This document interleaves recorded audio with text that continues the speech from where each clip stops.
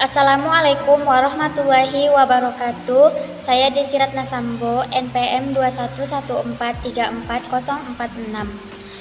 Prodi PGSD dari kelas 3B. Di sini saya akan menjelaskan tentang pengelolaan kelas. Pengelolaan merupakan terjemahan dari kata manajemen, kemudian diartikan menjadi manajemen. Pengertian pengelolaan kelas menurut para ahli. Menurut Hadari Namawi, kelas dalam arti luas adalah suatu masyarakat kecil yang merupakan bagian dari masyarakat sekolah sebagai satu kesatuan, diorganisasikan menjadi unit kerja yang secara dinamis menyelenggarakan kegiatan-kegiatan belajar mengajar yang kreatif untuk mencapai suatu tujuan.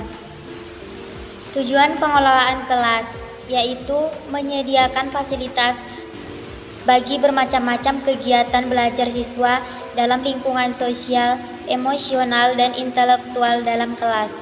Fasilitas yang memungkinkan siswa belajar dan bekerja, terciptanya suasana sosial yang memberi kepuasan, suasana disiplin, pengembangan intelektual, emosional, dan sikap apresiasi pada siswa.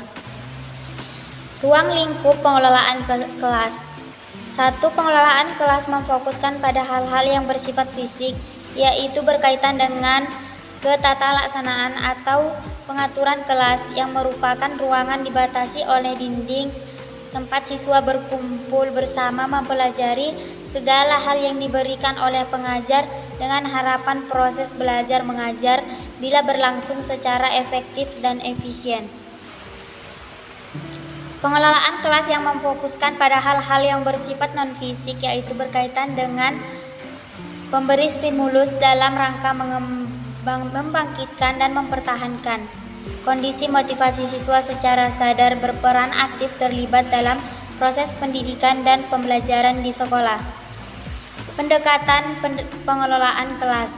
1. Pendekatan perubahan perilaku atau behavior modification approach. 2. Pendekatan iklim socio-emosional atau socio-emotional climate approach. 3. Pendekatan ancaman. 4. Pendekatan kebebasan. 5. Pendekatan pengajaran. 6. Pendekatan kerja kelompok. Mengidentifikasi masalah kelas, masalah individu.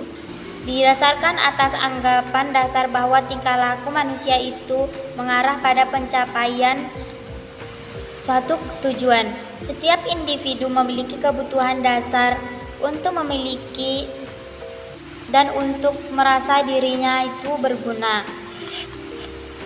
4. Jenis penyimpangan tingkah laku. 1. Attention getting behaviors atau pola perilaku mencari perhatian. Yang kedua, reward seeking behaviors, yaitu pola perilaku menunjukkan balas dendam. 3. Power seeking behaviors, yaitu pola perilaku menunjukkan kekuatan. 4. Helpless signs, yaitu peragaan ketidakmampuan. Mengidentifikasi masalah di kelas. Yang pertama, kurang kekompakan. Kedua, kurang mampu mengikuti peraturan kelompok. Ketiga, reaksi negatif terhadap sesama anggota kelompok.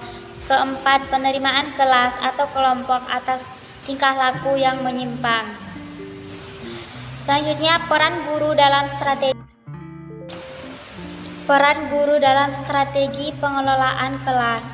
Pada dasarnya, proses pembelajaran merupakan inti dari proses pendidikan secara keseluruhan. Di antaranya, guru merupakan salah satu faktor yang penting dalam menentukan berhasilnya proses belajar mengajar di kelas.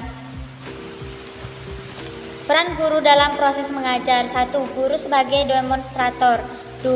Guru sebagai pengelolaan kelas. 3. Guru sebagai mediator atau fasilitator. 4.